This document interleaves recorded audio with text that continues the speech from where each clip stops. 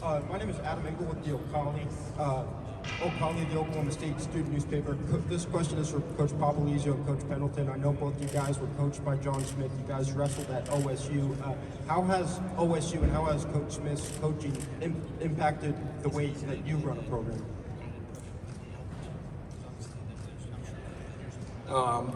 You know, first of all, it was an honor to wrestle for Coach Smith at Oklahoma State.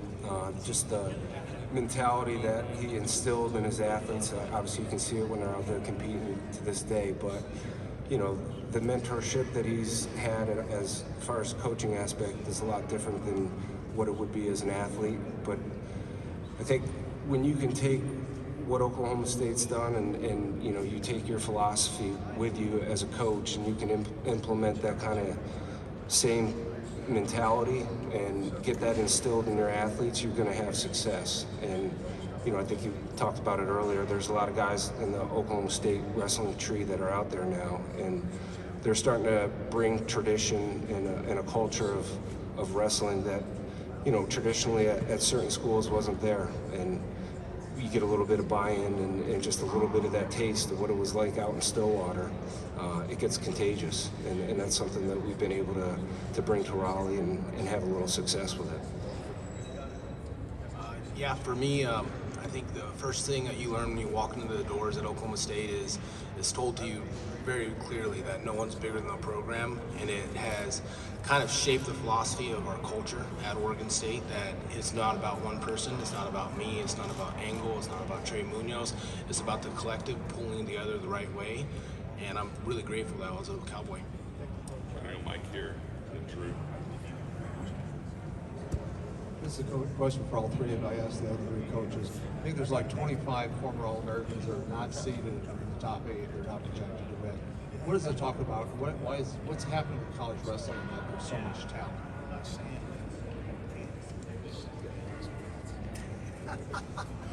23 years at Nebraska, not 26, but 3 at UNI. But no problem. I just think, you know, there's just a lot of young kids that are ready to go right out of the gate. You know, there's a lot of, whether they redshirt or not, they come ready as competitors, and the skills are a lot better than 20 years ago, and just kids are more ready to compete on this level. They're not afraid, and that's, you see the byproduct right now, just in different people's lineup, and obviously, you know, you come to the NCAA tournament and you expect this guy to be seeded this, and they're not. You know, it's just, I think it's something that you have to get more used to, because you got to earn it every year.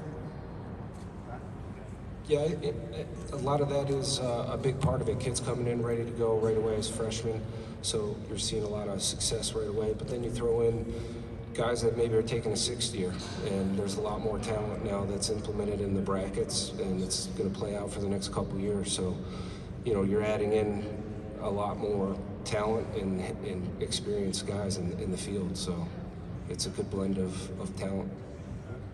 I think that there's a level of parity that's starting to hit Division I.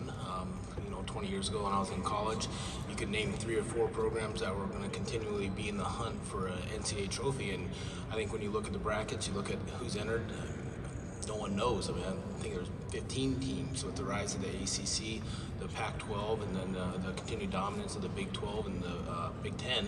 I just see a lot more parity across the board. This is for Coach Manning. Coach, 2 returning All-Americans, and you got 5 guys that weren't here last year competing. From the beginning of the season till now, we've seen a lot of growth from your team. How would you assess your younger guys' performances?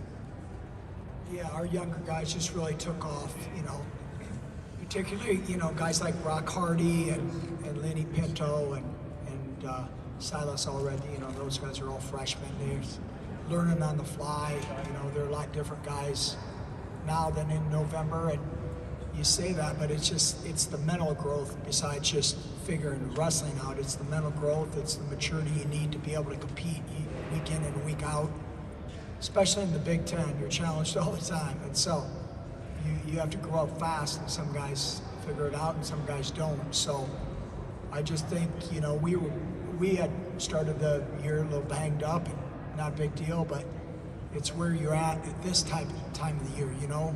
We always talk about the 5 best days in March, you know? 2 at the Big Ten and 3 here. And so that's where you want to be at your best. And so I think it's just a learning curve, and it's a journey that you get your guys believing in and understanding that week in and week out, you can jump levels. Hey, I'm Daniel Allen with the Ocala, Oklahoma State student newspaper. Kind of a follow up to what Adam asked. Pat and Chris, whenever like years ago you were wrestling under John, and fast forward whenever you're wrestling, I guess, against him and on that on another side. I mean, what's that like? Is it surreal at all for you guys? For me, this is my first year getting to really compete against him, and I really wanted to beat him. That was my goal for sure. But I think it's a little bit surreal, like you said, somebody that's been a huge mentor and a huge influence in your life. And I don't know about Pat, but I know it definitely kind of makes me coach a little bit differently, a little less animated, a little more subdued. Yeah, I mean, the one thing John has, taught me is to be a competitor.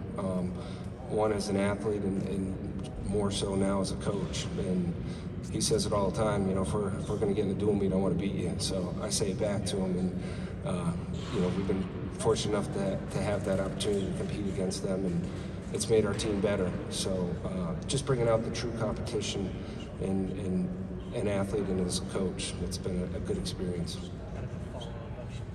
For all 3 of you guys, what taking into consideration all the logistics of conference realignment, what challenges does it present to you guys individually, and how do you guys go about it?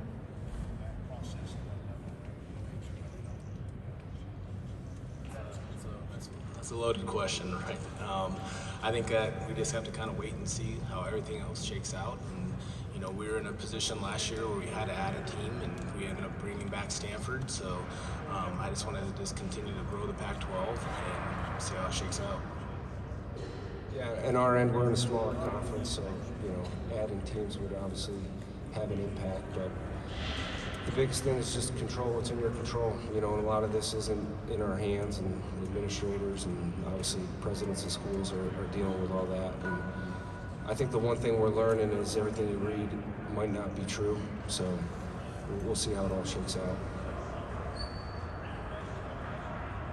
Jesse Boggs, Packer, right? Question for all 3 of you, because you're at different levels in terms of being your first year here at the tournament and multiple years at the tournament. How do you assess this tournament after it's over? So how do you have your pre-calculation in terms of where your team should land, where kids should do in terms of that success or not, but once it's all done, how do you assess that to continue progressing your team into being a contender every year?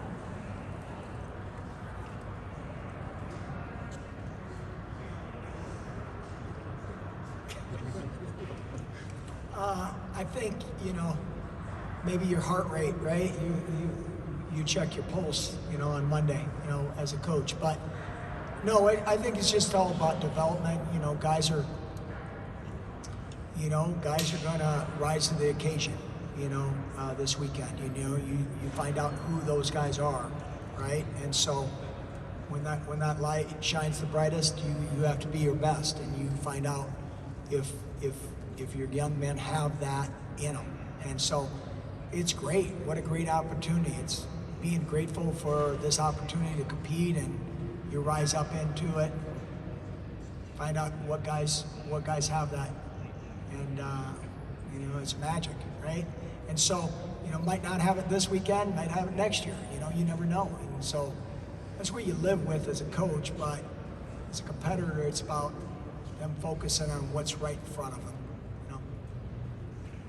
Yeah, I think for both athletes and coaches, this is probably one of the toughest tournaments that you can ever compete in. It's an emotional roller coaster for athletes along with coaches. You got one athlete at a weight, but as a coach, you're sitting there with possibly 9 or 10 guys in the tournament. So you gotta, when it's all said and done, you want to make sure that, I think it's all been done on the front end. You prepared your guys and put them in position to accomplish their goals, and if they fall short, hopefully they have time to come back and learn from the mistakes that maybe were made and continue to evolve as a coach and make yourself better and make them better. I think for it being a post-tournament assessment, it's kind of the beauty of the sport. You're going to win or lose. Dreams are going to get made reality, and hearts are going to get broken. There's really not a lot of moral victories. Go around the blood round and give a kid a pat on the back and tell them a moral victory. And these are things that they're going to be thinking about for the next 20, 30 years of their life. And that's why it's such a beautiful tournament. Time for one more here with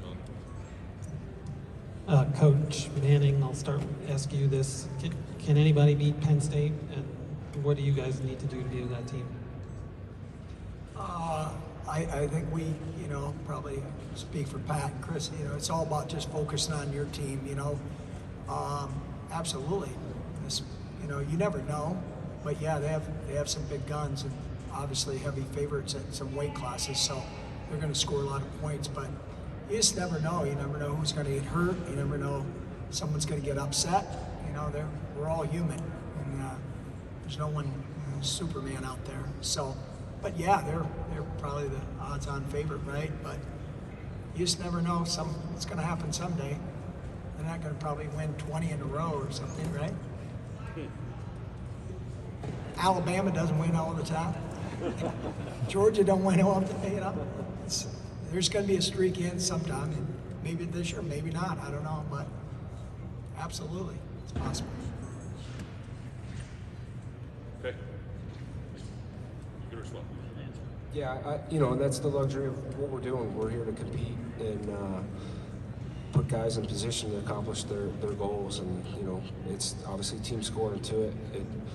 Tournaments, are different than dual meets, so maybe one day when we get into a dual meet championship, hopefully that happens.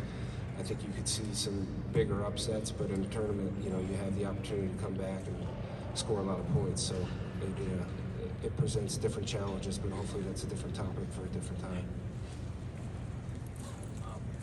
Yeah, I think that anybody can be beaten at this tournament. We tell our guys all the time, when you're a little kid, you don't, envision yourself beating the 76 team in the country. You're beating the Penn States, the Oklahoma States, the Iowas. Those are the people that you're chasing after, and just got to take them off the pedestal and go scrap. Thank you, coaches. Appreciate it very much.